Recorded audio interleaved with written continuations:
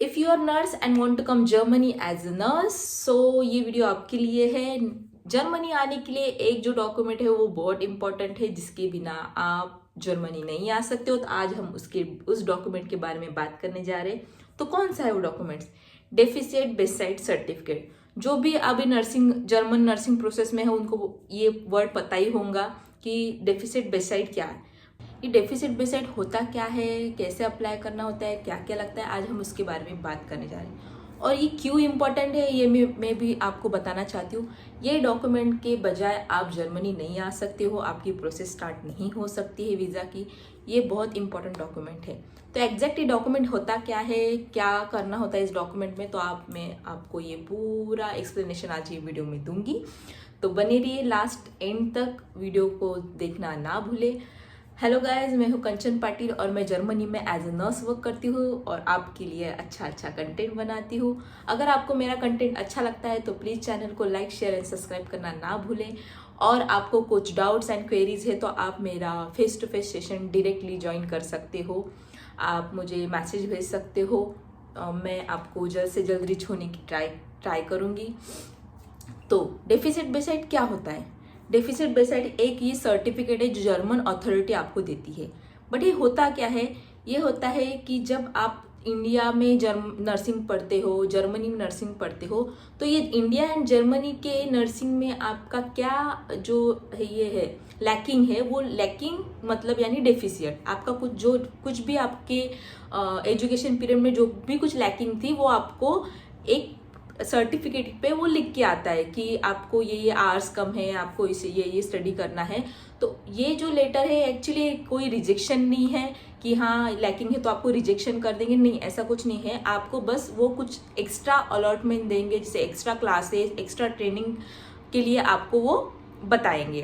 तो ये हुआ डेफिसिट बेसाइड सर्टिफिकेट, ठीक है। तो डेफिसिट बेसाइड सर्टिफिकेट इंपॉर्टेंट क्यों है? बिना डेफिसिट बेसाइड सर्टिफिकेट के आप जर्मनी में काम नहीं कर सकते हो, आप वीज़ा फाइल नहीं लगवा सकते हो। तो ये तो सबसे इम्पॉर्टेंट है। उसके बाद डेफिसिट बेसाइड जो होता है वो दो तरीके से अप्लाई होता है, ऑनलाइन और ऑफलाइन। इसमें डॉक्यूमेंट्स क्या क्या लगते हैं? तो इसमें आपका सीवी, आपके पूरे एजुकेशनल डॉक्यूमेंट जैसे मार्कशीट, आपका डिप्लोमा, आपका रजिस्ट्रेशन, ये सब लगता है। ट्रांसक्रिप्ट लगता है इसको, और ये सब लगता है।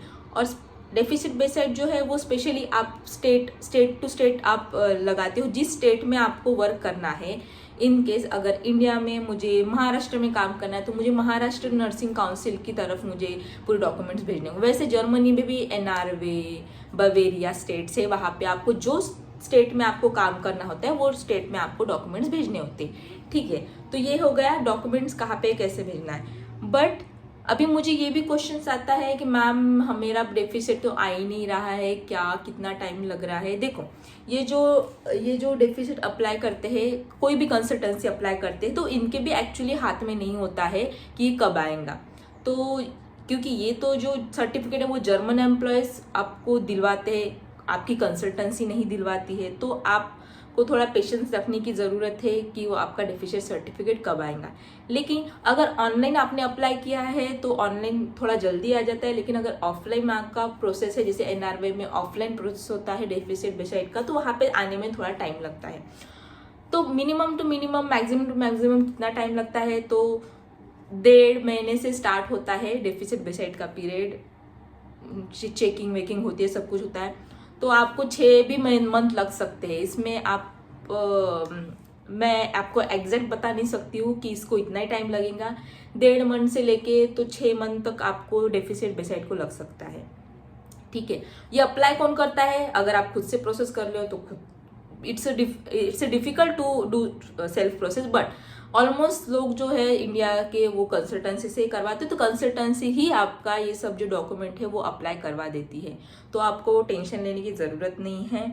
और ये जो डेफिसिट बेसाइड सर्टिफिकेट होता है, इसको अप्लाई करने में आपको फीस भी लगती है, ऐसा नहीं है कि फ्री ऑफ कॉस्ट में होता है। तो इसका मतलब आप जब कभी भी प्रोसेस स्टार्ट करोगे तो आपका ऐसा नहीं कि आपको कुछ पैसे लगेंगे ही नहीं, बिल्कुल है। क्योंकि कंपनी भी जब अप्लाई करती है तो उनको भी पैसे भरने पड़ते हैं। तो ऑफकोर्स सी बात है, आपको भी प्रोसेस में थोड़ा बहुत पैसा लगाना पड़ता है।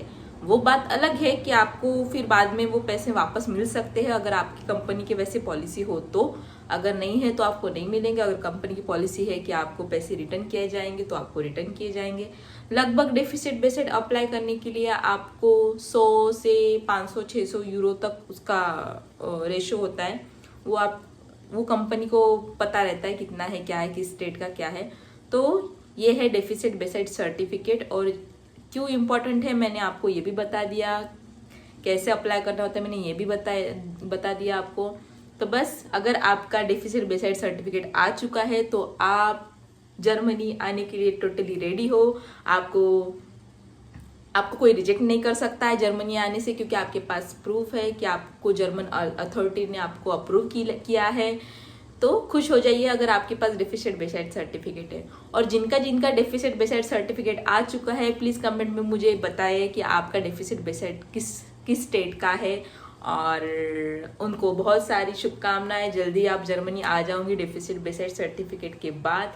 बस आपका फाइनल इंटरव्यू, ऑफर लेटर, बस यही रहता है चीज़ें, और तो कुछ रहती नहीं है। हाँ, तो आई होप आपको डेफिसिट बेसिड के बारे में अभी पता चल गया है क्या होता है क्या नहीं। अगर आपको इसके बाद और किसी चीज़ के रिगार्डिंग जानना है तो आप मुझे नीचे डीएम में लिख के भेजो। मैं ज़रूर ट्राई करूँगी कि उसके रिगार्डिंग वीडियो बनाऊँ। और अगर आपको ये वीडियो यूज़फुल लगा हो तो प्लीज़ मेरे चैनल को लाइक, शेयर, सब्सक्राइब करना ना भूलें। Thanks for watching, stay tuned.